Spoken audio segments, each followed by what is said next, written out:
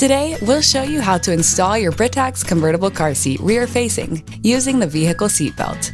You can use these instructions for Marathon Click-Tight, Boulevard Click-Tight, and Advocate Click-Tight seats with anti-rebound bars. Place the car seat in your vehicle in the rear-facing position. Now, you'll need to adjust the recline angle. Pull recline handle and rotate the seat shell until the recline indicator ball is in the correct position for the rear-facing position. If you have difficulty achieving the proper angle, refer to your user guide. To open the seat, press the dimple on the Click-Tight dial. Rotate the dial clockwise and lift up to open.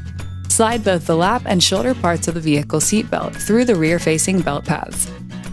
Check that the vehicle belt is not twisted.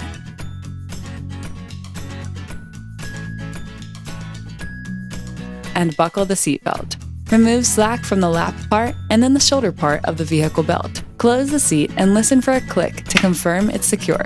The seat should not move more than an inch from side to side on the belt path.